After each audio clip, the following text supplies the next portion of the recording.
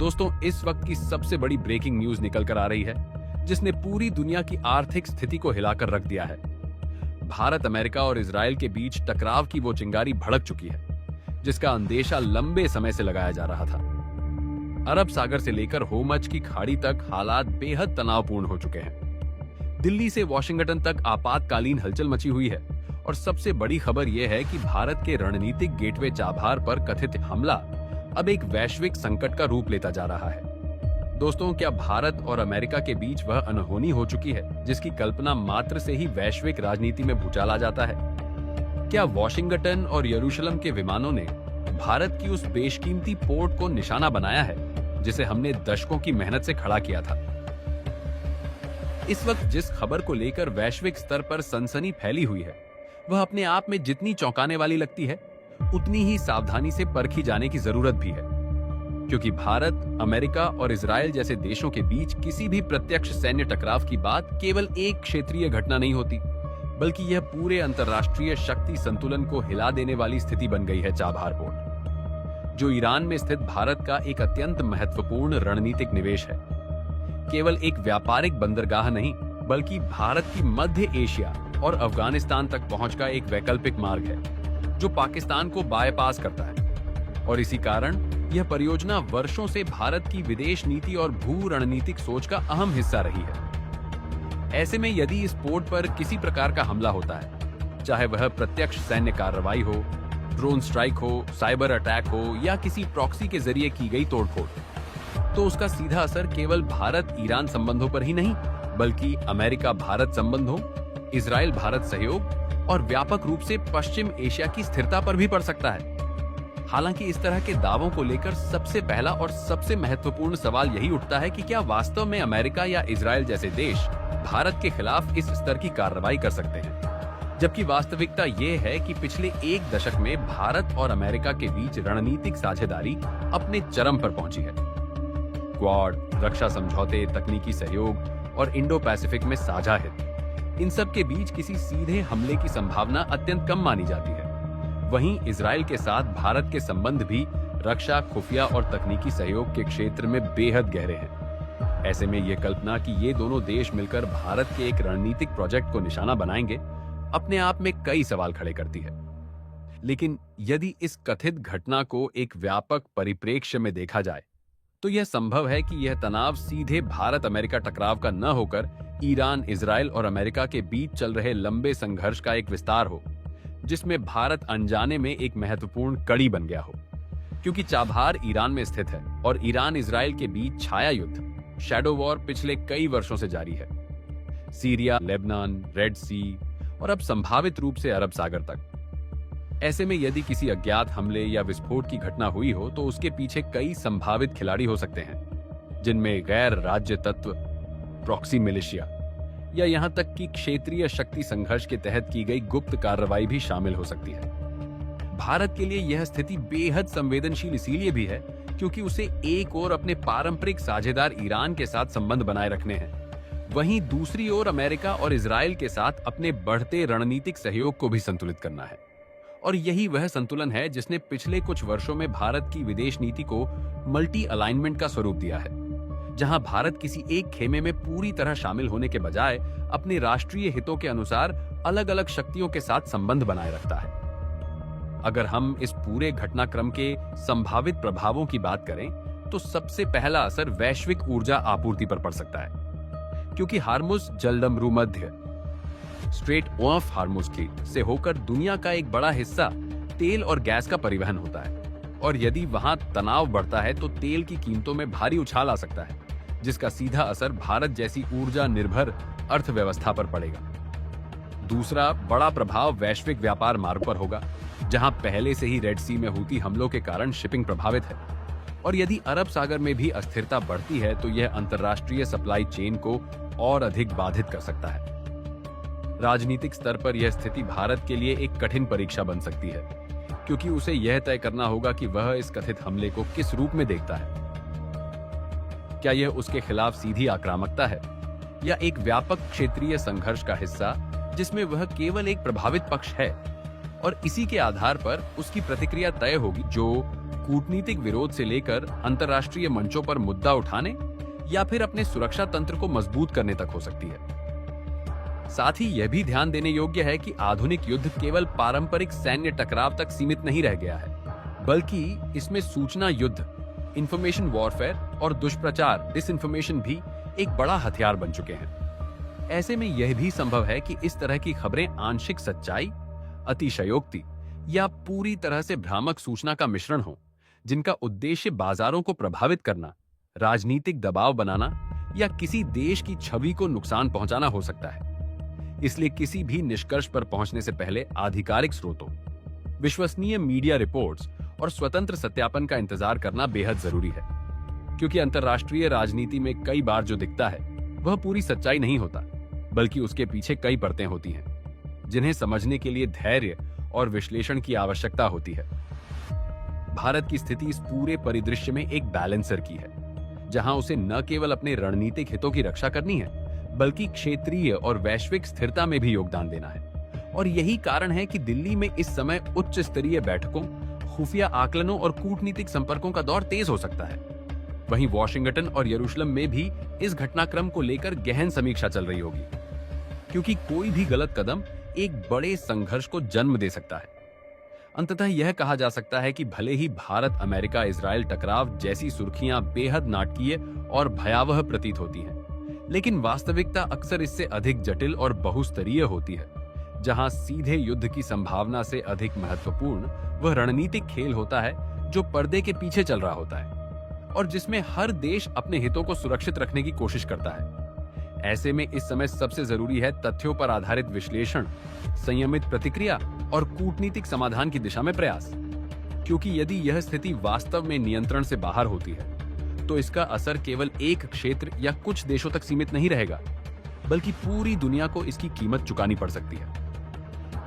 दिल्ली के south block में चल रही इस कथित आपातकालीन बैठक की पृष्ठभूमि को समझने के लिए सबसे पहले यह स्पष्ट करना जरूरी है कि चाबहार पोर्ट केवल एक समुद्री ठिकाना नहीं है, बल्कि यह भारत की दीर्घकालिक भू रणनीतिक सोच का केंद्रीय स्तंभ है।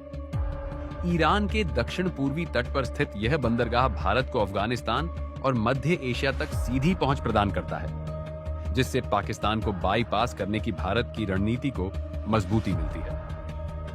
ऐसे में यदि यह खबर सामने आती है कि अमेरिका और इजराइल जैसे शक्तिशाली देश मिलकर चाबहार के फ्री ट्रेड जोन पर सैन्य हमला करते हैं, तो यह सिर्फ एक सैन्य घटना नहीं बल्कि वैश्विक शक्ति संतुलन को झकझोर देने वाला संकेत माना जाएगा। हालांकि इस तरह की किसी भी बड़ी घटना की पुष्टि अत्यंत विश्वसनीय स्रोतों से होना जरूरी है, क्योंकि आधुनिक सूचना युद्ध के दौर में गलत या अतिरंजित खबरें भी रणनीतिक माहौल को प्रभावित कर सकती हैं। मान लीजिए कि यह परिदृश्य वास्तविक है, तो इसके कई स्तरों पर विश्लेषण की आवश्यकता होगी। पहला स्तर है तिब्बत। अमेरिका और इजराइल की संभावित मंशा। चाबहार परियोजना में भारत और ईरान की साझेदारी लंबे समय से अमेरिका के लिए असहज रही है, विशेषकर तब जब ईरान पर प्रतिबंध लागू रहे हैं। हालांकि अमेरिका ने अतीत में चाबहार को कुछ हद तक छूट दी थी, क्योंकि यह अफगानिस्तान के विकास और स्थिरता से जुड़ा हुआ था। लेकिन यदि अब अचानक सैन्य कार्रवाई की जाती है, तो इसका अर्थ यह हो सकता है कि पश्चिम एशिया में तनाव एक नए चरम पर पहुंच चुका है, जहां ईरान के खिलाफ दबाव बनाने के लिए उसके आर्थिक और रणनीतिक ढांचे को निशाना बनाया जा रहा है। इजराइल की भागीदारी इस संकेत को और मजबूत करती है कि यह कार्रवाई केवल सामरिक नहीं बल्कि व्यापक क्षेत्रीय शक्ति संघर्ष का हिस्सा है। दूसरा महत्वपूर्ण पहलू है भारत की स्थिति। ऐसे में यह कल्पना कि ये दोनों देश मिलकर भारत के एक रणनीतिक प्रोजेक्ट को निशाना बनाएंगे, अपने आप में कई सवाल खड़े करती है। लेकिन यदि इस कथित घटना को एक व्यापक परिप्रेक्ष्य में देखा जाए, तो यह संभव है कि यह तनाव सीधे भारत अमेरिका टकराव का न होकर ईरान, इजराइल और अमेरिका के बीच चल रहे लंबे संघर्ष का एक विस्तार हो, जिसमें भारत अनजाने में एक महत्वपूर्ण कड़ी बन गया हो। क्योंकि चाबहार ईरान में स्थित है और ईरान इजराइल के बीच छाया युद्ध, शैडो वॉर पिछले कई वर्षों से जारी है। सीरिया, लेबनान, रेड सी और अब संभावित रूप से अरब सागर तक। ऐसे में यदि किसी अज्ञात हमले या विस्फोट की घटना हुई हो, तो उसके पीछे कई संभावित खिलाड़ी हो सकते हैं, जिनमें गैर राज्य तत्व, प्रॉक्सी मिलिशिया या यहाँ तक कि क्षेत्रीय शक्ति संघर्ष के तहत की गई गुप्त कार्रवाई भी शामिल हो सकती है।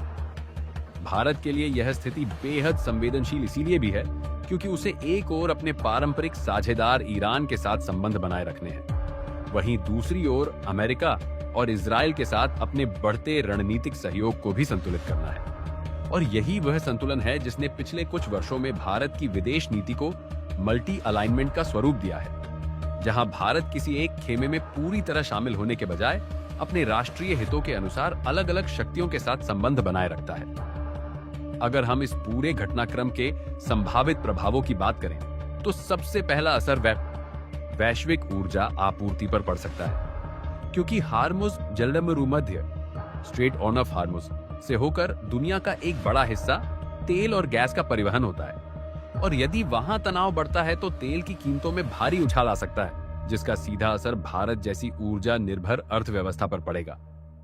दूसरा बड़ा प्रभाव वैश्विक व्यापार मार्गों पर होगा, जहां पहले से ही रेड सी में हूती हमलों के कारण शिपिंग प्रभावित है, और यदि अरब सागर में भी अस्थिरता बढ़ती है तो यह अंतर्राष्ट्रीय सप्लाई चेन को और अधिक बाधित कर सकता है।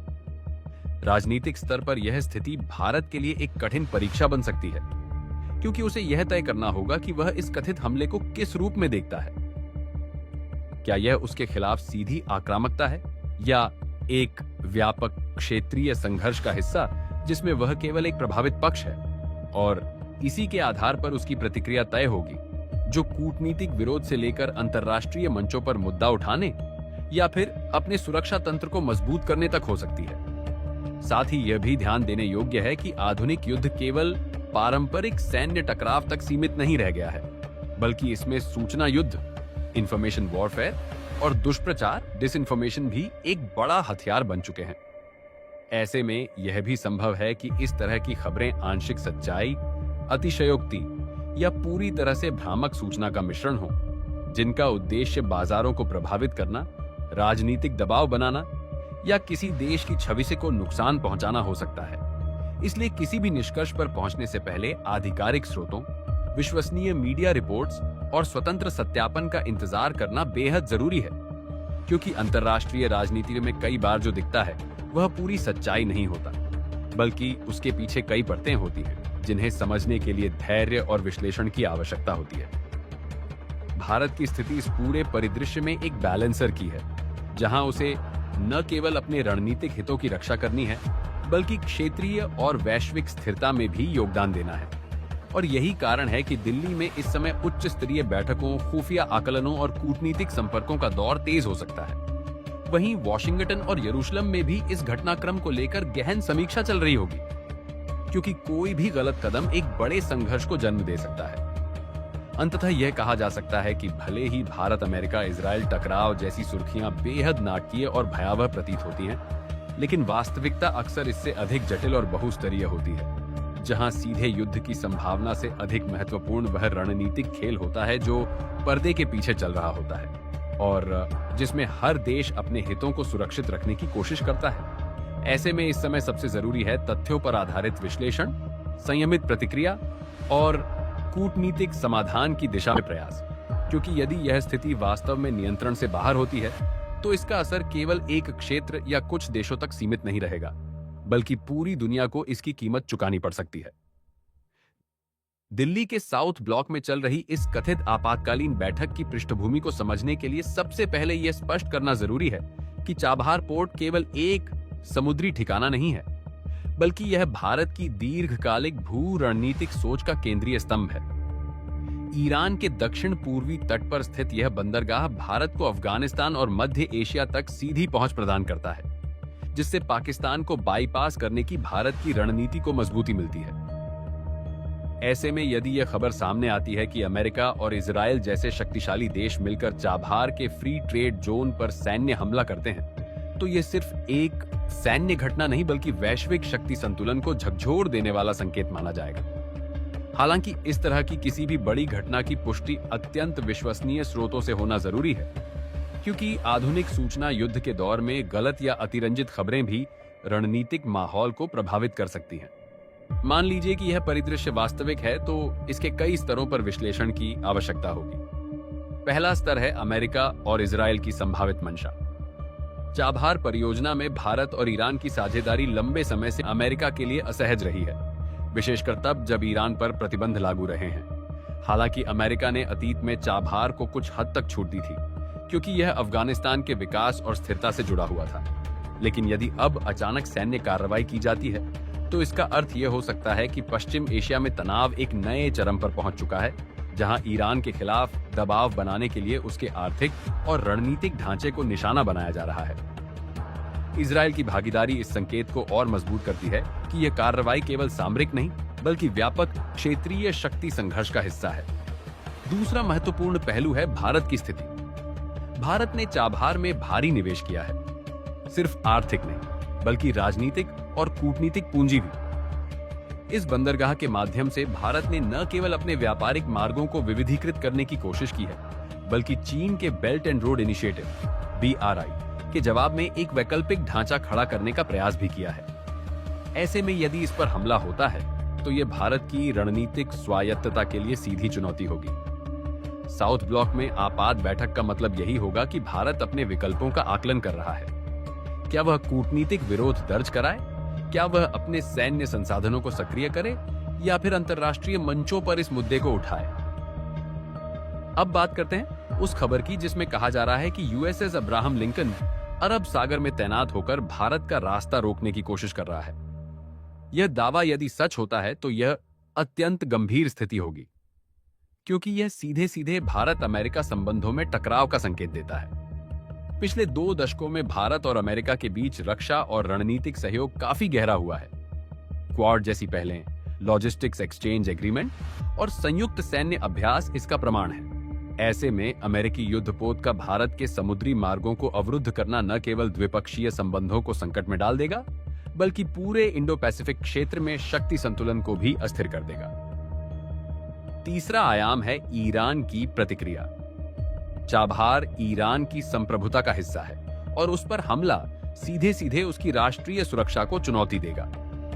ईरान पहले ही अमेरिका और इजरायल के साथ तनावपूर्ण संबंधों में उलझा हुआ है, चाहे वह परमाणु कार्यक्रम का मुद्दा हो या क्षेत्रीय प्रभाव का।